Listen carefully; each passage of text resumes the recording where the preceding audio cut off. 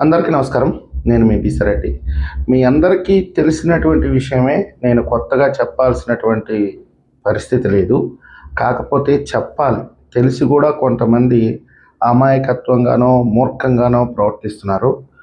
ఈరోజు ఆంధ్రప్రదేశ్ పరిస్థితి ఏంటంటే, ఒక న్యూక్లియర్ బాంబు కింద పెట్టుకొని 5,00,00,000 మంది ప్రజలు బతుకుతున్నారు. ఒక వైరస్‌ని కింద పెట్టుకొని 5,00,00,000 మంది ప్రజలు బతుకుతున్నారు. ఒక మైన్ అంటారు కదా! ల్యాండ్ మైన్‌ని కింద పెట్టుకొని దాని మీద ఆంధ్రప్రదేశ్ ప్రజలు బతుకుతున్నారు. దయచేసి అర్థం చేసుకోండి. వైఎస్ఆర్‌సీపీ అనే వైరస్, వైఎస్ఆర్‌సీపీ అనే ల్యాండ్ మైన్, వైఎస్ఆర్‌సీపీ అనే న్యూక్లియర్ బాంబు మీద ఈరోజు ఆంధ్రప్రదేశ్ ప్రజలు బతుకుతున్నారండి. ఆ ముప్పు తొలగిపోలేదండి, ఇంకా ఉంది. కేవలం దాన్ని కొంత కంట్రోల్లో పెట్టామంతే. దాన్ని పూర్తిగా నిర్మూలించాల్సినటువంటి అవసరం అయితే ఎంతైనా ఉంది. నేను ఎందుకు పదే పదే ఈ విషయం చెప్తున్నానంటే, కొంతమంది టీడీపీ మేధావులు, కొంతమంది, అందరూ కాదండి, ఒక వర్గానికి చెందినటువంటి వాళ్ళు, ఒక సామాజిక వర్గానికి చెందినటువంటి టీడీపీ సైన్యం, వీళ్ళందరూ కూడా పార్టీ కోసం అహర్నిశలు కష్టపడ్డారు, అవమానాలను ఎదుర్కొన్నారు. ఆనాడు 2019 నుంచి 24 వరకు పోరాటం చేయటం అంటే వైఎస్ఆర్సీపీకి వ్యతిరేకంగా అది చిన్న విషయం కాదండి. కత్తి మీద సాము. ఏ రోజు ఎవరు లేపేస్తారో కూడా తెలియనటువంటి పరిస్థితి. ఆ పరిస్థితుల్లో వైఎస్ఆర్సీపీని ఎదిరించి టీడీపీకి అండగా పోరాటం చేశారు. 2024లో తెలుగుదేశం పార్టీ కూటమి అధికారంలోకి వచ్చిన తర్వాత ఎవరైనా ఆశిస్తారండి, నేనైనా ఆశిస్తాను, పార్టీ ఏదన్నా అవకాశం ఇస్తుందేమో, ప్రభుత్వంలో మాకేదన్నా చిన్న అవకాశం వస్తుందేమో, మాకేదన్నా గుర్తింపు వస్తుందేమో అనేది ప్రతి ఒక్కరి ఆశ. వాళ్ళ స్థాయిని బట్టి వాళ్ళు కోరుకుంటారు. కానీ జరగలేదు. జరగకపోవడానికి చాలా కారణాలు ఉన్నాయి. ఎందుకంటే 3 పార్టీల కలయిక. అందులో తెలుగుదేశం పార్టీయే ఒక 10 అడుగులు వెనక్కి వేయాల్సినటువంటి పరిస్థితి. వాస్తవంగా అంతే. లేకపోతే కేంద్రంలో మనకు పట్టు రాదు. కేంద్రం యొక్క సహకారం లేకపోతే రాష్ట్రంలో ముందుకు అడుగు వేయలేనటువంటి పరిస్థితి ఇక్కడ. కాబట్టి ఒక 10 అడుగులు రాష్ట్ర శ్రేయస్సు దృష్ట్యా మనం ఇచ్చినటువంటి హామీలు కూడా, తెలుగుదేశం పార్టీ ఇచ్చినటువంటి హామీలు కూడా చిన్న చితక హామీలు కాదండి. సూపర్ 6 అనేది అసలుకి నెరవేర్చలేనటువంటి హామీలు. ఆ హామీలను నెరవేర్చాలంటే తప్పకుండా కేంద్ర సహాయ సహకారాలు కావాలి, జనసేన సహకారం కావాలి, బీజేపీ సహకారం తప్పకుండా ఉండాలి. అందుకనే తెలుగుదేశం పార్టీ ఒక 10 అడుగులు వెనక్కి వేయాల్సినటువంటి పరిస్థితి. అందుకనే అందరికైతే న్యాయం జరగలేదు, కొంతమందికి న్యాయం జరిగింది. అంటే ఒక 25% న్యాయం జరిగింది. అసలు పూర్తిగా జరగలేదు అని చెప్పలేము, కానీ ఒక 25% పీపుల్కి న్యాయం జరిగింది. 75%కి అయితే న్యాయం జరగలేదు. జరగద్ది భవిష్యత్తులో, కొంచెం ఓర్పు పట్టాల.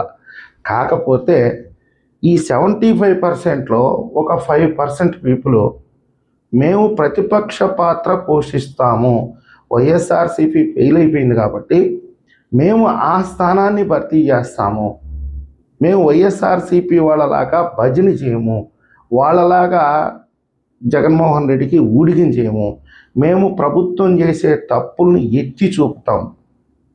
ఎందుకు ఆ విధంగా మాట్లాడుతున్నారంటే వాళ్ళు ఐడెంటిటీ క్రైసిస్. ఎవరైనా సరే, ఒక సామాజిక కార్యకర్త కానివ్వండి, ఒక రాజకీయంగా అడుగులేసేవాళ్ళు కానివ్వండి, ఐడెంటిటీ అనేది చాలా ముఖ్యం అండి. డబ్బు అనేది, పదవులు అనేది తర్వాత విషయం, కానీ గుర్తింపు అనేది చాలా ముఖ్యం. ఆ గుర్తింపు లేనప్పుడే ఆలోచనలన్నీ కూడా పక్కదారి పట్టేస్తాయి. సో వీళ్ళు కూడా వ్యక్తిగతంగా చాలా మంచివాళ్ళు. వాళ్ళకు ఒక కమిట్మెంట్ ఉంది, రాష్ట్రాన్ని అభివృద్ధి చేసుకోవాలన్నటువంటి ఆలోచన ఉంది. ఈ తెలుగుదేశం పార్టీ ఎప్పటికీ అధికారంలో ఉండాలన్నటువంటి కృత నిశ్చయంతో అయితే ఉన్నారు. కాకపోతే నేను చెప్పాను కదా, ఐడెంటిటీ క్రైసిస్, గుర్తింపుకు వచ్చినటువంటి సమస్య. ఆ సమస్యని వాళ్ళు ఈ విధంగా ప్రజెంట్ చేస్తున్నారు. రాష్ట్ర ప్రభుత్వం మీద ఆరోపణలు చేస్తున్నారు. ప్రతిదీ వివాదాస్పదమే. అమరావతిలో ఏదన్నా డెవలప్మెంట్ యాక్టివిటీస్ చేస్తే అమరావతి మీదే దృష్టి పెడితే ఎట్టా, రాష్ట్రం ఏమైపోవాలా అంటారు. పోనీ విశాఖపట్నాన్ని డెవలప్ చేస్తే అమరావతిని గాలికి వదిలేశారు అంటారు. ఒక చిన్న ఎగ్జాంపుల్ చెప్తాను మీకు. నారా లోకేష్ గారు ఆస్ట్రేలియాలో ఒక చిన్న సమావేశం నిర్వహించి ఎవరో అడిగారు ఒక క్వశ్చన్, మాకు ఆస్ట్రేలియా నుంచి డైరెక్ట్ కనెక్టివిటీ లేదు అని. దానికి ఆయన ఏం చెప్పాడంటే భోగాపురం ఎయిర్పోర్ట్ సిద్ధం అవుతుంది కదా అన్నాడు. దానికి సంబంధించి మీరు భోగాపురం ఎయిర్పోర్ట్ అని చెప్తారే, విజయవాడ గన్నవరం ఎయిర్పోర్ట్ మీరు డెవలప్ చేయరా? దీన్ని అంతర్జాతీయ విమానాశ్రయంగా తీర్చిదిద్దాల్సినటువంటి బాధ్యత మీ మీద ఉంది కదా. మీరు భోగాపురం మీద ఎందుకు దృష్టి పెడుతున్నారు? విశాఖపట్నం మీద ఎందుకు దృష్టి పెడుతున్నారు? రాయలసీమ వాళ్ళకి ఎప్పుడు కూడా విజయవాడ మీద అభిమానం ఉండదు, విశాఖపట్నం మీద అభిమానం ఉంటుంది. మీరు రాయలసీమ వాళ్ళకి ఉడుగుని చేస్తున్నారా? అనవసరమైనటువంటి పాయింట్ అండి ఇది. లోకేష్ గారు ఎవరిని ఉద్దేశించి అక్కడ సమాధానం చెప్పాడు, ఏ ప్రాంతం వాళ్ళు ఆయన్ని క్వశ్చన్ చేశారు అనేది కూడా వీళ్ళు పరిగణలోకి తీసుకోవట్లా. ఏమో అక్కడ విశాఖపట్నానికి చెందినటువంటి వాళ్ళు క్వశ్చన్ వేశారేమో, వాళ్ళకి సంబంధించి సమాధానం చెప్పాడేమో. ఎందుకంటే ఈ వైపు లోకేష్ గారు మాట్లాడేది మాత్రమే మనకి కనపడుతుంది, కానీ ఆ వైపు క్వశ్చన్ చేసేవాళ్ళు ఎవరు అనేది మనకు తెలియదు కదా. ఈ విధంగా వీళ్ళు ఏంటంటే రివర్స్ అయిపోతున్నారు ప్రతి విషయంలో. డేటా సెంటర్ విషయంలో వైఎస్ఆర్సీపీ వాళ్ళ కంటే కూడా ఎక్కువ వీళ్ళే మాట్లాడారు. వాస్తవం ఇది. ఒక రకంగా చెప్పాలంటే ఇరిటేట్ చేస్తున్నారండి. నారా లోకేష్ గారిని సీఎంగా చేసుకోవడం కోసంగా చంద్రబాబు నాయుడు గారు వెనకుండి ఆయన చేత నడిపిస్తున్నారు. ఇది ఎంత ఘోరమైనటువంటి మాటలండి. 3 పార్టీలు కలిసి ఇక్కడ ప్రభుత్వాన్ని ఏర్పాటు చేసి ఉంటే నారా లోకేష్ గారిని సీఎం చేయడం కోసం చంద్రబాబు నాయుడు గారు బ్యాక్ ఎండ్లో వర్క్ చేస్తాడా? ఆయన చేయాల్సిన పనులు కూడా ఈయన చేత చేపించి ఈయనకి క్రెడిట్ వచ్చేలాగా చేస్తున్నారు. మీకు ఒక విషయం తెలియలేదండి, మీరు ఒకవేళ మీరు ప్రతిపక్ష పాత్ర పోషించవచ్చు, నేను కాదనట్లేదు. మీలో నిజాయితీ ఉంది, నిబద్ధత ఉంది, రాష్ట్రం పట్ల బాధ్యత ఉంది. మేము ఎటువంటి పరిస్థితుల్లో మిమ్మల్ని అయితే అనుమానించాం. కాకపోతే ఇక్కడ వచ్చిన సమస్య ఏంటంటే మీకు సపోర్ట్ చేసే బ్యాచ్ అంతా మీరు టీడీపీ వాళ్ళే చేస్తున్నారు అని మీరు అనుకోవచ్చు, కానీ వాళ్ళు టీడీపీ వాళ్ళు కాదండి. దాదాపుగా ఐప్యాక్ టీము ఒక 2,50,000 సోషల్ మీడియా అకౌంట్లు క్రియేట్ చేసింది. వాళ్ళు ఎప్పుడైతే ప్రభుత్వం పడిపోయిందో తెల్లారి వాళ్ళ ఫోటోలు మార్చేశారు, పేర్లు మార్చేశారు. చౌదరి గాను, నాయుడు గాను, రెడ్డి గాను అన్ని పేర్లు మార్చేశారు, ప్రొఫైల్ లాక్ చేసేసారు. వీళ్ళందరూ ఏం చేస్తున్నారంటే ఎవరైతే ప్రభుత్వం మీద విమర్శలు చేస్తారో వాళ్ళని ఫాలో అవుతూ వాళ్ళకి కామెంట్లు పెట్టి వాళ్ళని ఇంకా రెచ్చగొడుతున్నారు.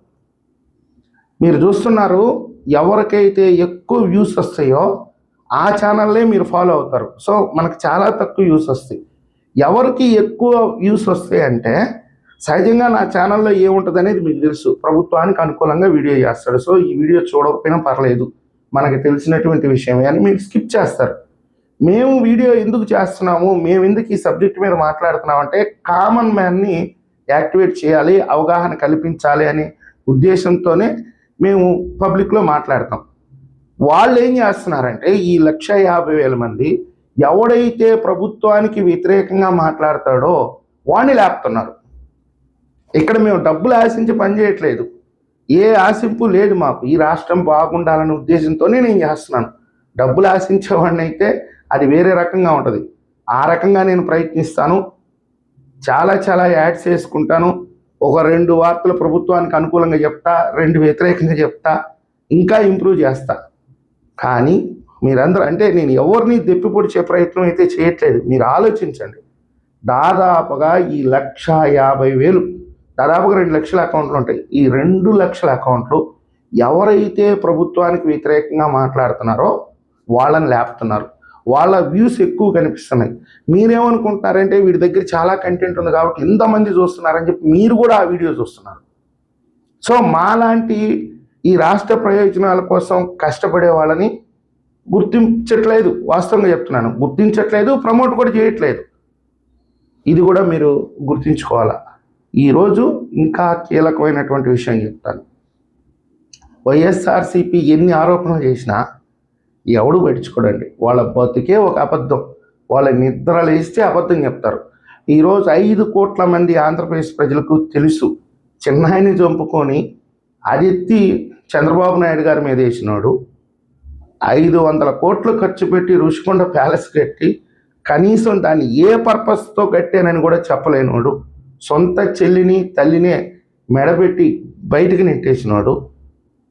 కనీసం ఆయనకు ఉండేటటువంటి వ్యక్తిగత అవినీతి కేసుల మీద కూడా కోర్టుకు అటెండ్ కాలేనటువంటి వ్యక్తి ఈరోజు నేను పొడిచేస్తా చించేస్తా అని చెప్పి పోయి బెంగళూరుకు పారిపోయేటటువంటి వ్యక్తి ఏమి చేస్తాడో ప్రజలకు ఒక అవగాహన ఉంది. కాబట్టి ప్రజలేం పట్టించుకోరు. కాకపోతే వాళ్ళు ఎన్ని చెప్పినా, వైఎస్ఆర్సీపీ వాళ్ళు ఎన్ని చెప్పినా అది అబద్ధంగానే పరిగణిస్తారు. సొంత ఇంట్లో బిడ్డలు ఈ టీడీపీ వాళ్ళు మొత్తం ఏదైతే నేను ఆ 5% అని చెప్పానో ఆ సొంత ఇంటి బిడ్డలే ప్రభుత్వాన్ని విమర్శిస్తే ప్రజలు ఆలోచిస్తారండి. అరే, సొంత మనుషులే విమర్శిస్తున్నారంటే ఏదో ఉంది దీంట్లో, ఖచ్చితంగా ఏదో ఉంది, దీన్ని ఆలోచించాల్సిన విషయమే అని చెప్పి ప్రజలు ఆ వైపు దృష్టి పెడతారు. ఏదైనా కర్మగాలి పొంచి చూస్తున్నారు వైఎస్ఆర్సీపీ వాళ్ళు. ఎక్కడ అవకాశం దొరికితే అక్కడ దూరిపోదామని. మన కర్మగాలి ఏదైనా రేపు 2029లో వైఎస్ఆర్సీపీ అధికారంలోకి రాబలేదు. బలమైన ప్రతిపక్షంగా వచ్చినా కానీ వాళ్ళకి కులం లేదు, మతం లేదు, ప్రాంతం లేదండి. తలకాయలు ఎగిరి పడితే గుర్తుపెట్టుకోండి. 60 లక్షల మంది అడ్రస్ లేకుండా పోతారు ఈ రాష్ట్రం నుంచి. కేవలం మీ స్వార్థం అనుకోండి, లేకపోతే మీ గుర్తింపు కోసం అనుకోండి, లేదా మీకు సామాజిక బాధ్యత ఉందనుకోండి. నేను మీ అభిప్రాయాన్ని కానీ మీ వ్యక్తిత్వాన్ని కానీ నేను శంకించట్లేదండి. మీరు చేసేటటువంటి చిన్న పొరపాటు విచక్షణ లేకుండా మీరు వేసే అడుగుల పుణ్యాన 60 లక్షల మంది ప్రాణాలు గాల్లో కలిసిపోతాయి. అది దృష్టిలో పెట్టుకోండి. 2029 వరకు ఈ ప్రభుత్వానికి అండగా నిలబడదాం. ఏదన్నా సమస్య ఉంటే మనకందరికీ కమ్యూనికేషన్ ఉందండి. చంద్రబాబు నాయుడు గారికి మెసేజ్ చేసుకోవచ్చు, లోకేష్ గారికి మెసేజ్ చేసుకోవచ్చు. ఈరోజు ప్రభుత్వాన్ని విమర్శించే ప్రతి ఒక్కరికి కూడా నేరుగా చంద్రబాబు నాయుడు గారితో కనెక్టివిటీ ఉంది, లోకేష్ గారితో కనెక్టివిటీ ఉంది. తెలుగుదేశం పార్టీలో ఉండేటటువంటి కీలకమైన నాయకులతో కూడా సత్సంబంధాలు ఉన్నాయి. అదే ఈరోజు వైఎస్ఆర్సీపీ వాళ్ళకి జగన్మోహన్ రెడ్డితో 99% సంబంధాలు లేవు. అలాంటి సంబంధాలు లేవు కాబట్టే మొన్న గూగుల్ డేటా సెంటర్ మీద అన్ని పిచ్చి పిచ్చి మాటలు మాట్లాడారు. తీరా చూడకపోతే జగన్మోహన్ రెడ్డి గారు ఏం చెప్పారు? గూగుల్ డేటా సెంటర్కి నేను అనుకూలం అన్నాడు, నేనే తెచ్చింది అన్నాడు. కానీ ఎదవలకి కమ్యూనికేషన్ లేదు. పార్టీ సిద్ధాంతం ఏంది, పార్టీ ఏ మూడ్లో వెళుతుంది అనేది వీళ్ళకి తెలియకుండా ఇలాంటి పిచ్చి ప్రలాపనలు పేలితే అవమాన భారంతో 3-4 రోజుల నుంచి తలెక్కడ పెట్టుకోవాలో అర్థం కాక పిచ్చి పిచ్చి మాటలు మళ్ళీ మాట్లాడుతున్నారు. కానీ మీకు కమ్యూనికేషన్ ఉంది. ఖచ్చితంగా సమస్యలు అయితే ఉన్నాయి. ఈ రాష్ట్రంలో రాజకీయంగా సమస్యలు ఉన్నాయి, పరిపాలనా పరంగా కూడా కొన్ని సమస్యలు ఉన్నాయి. సందర్భం వచ్చినప్పుడు నేను కూడా వాటిని చూపిస్తున్నాను. కాబట్టి ఏదైనా మన సమస్య ఉంటే 2029 వరకు కొంచెం ఓర్చుకోండి. మళ్ళీ ఈ కూటమి కానీ అధికారంలోకి వస్తే అప్పుడు విమర్శించే వాళ్ళని విమర్శిద్దాం, పోరాటం చేద్దాం. అన్ని రకాలుగా ప్రభుత్వాన్ని నిలదీసేదానికైతే ప్రయత్నం చేద్దాం. ప్రస్తుతానికైతే ఈ రాష్ట్ర ప్రజల్ని మీరు దృష్టిలో పెట్టుకోండి. నేను చెప్పినట్టుగా 60 లక్షల మంది ప్రాణాలండి. వీళ్ళు అమాయకులు, వీళ్ళకేం తెలియదు, వీళ్ళు బలైపోతారు. ఈ 2 విషయాల్ని దృష్టిలో పెట్టుకొని మీరు ముందుకు వెళ్తారని నేను ఆశిస్తున్నాను. ఈ వీడియో మీకు నచ్చినట్లయితే లైక్ చేయండి, సబ్స్క్రైబ్ చేయండి. ధన్యవాదాలు.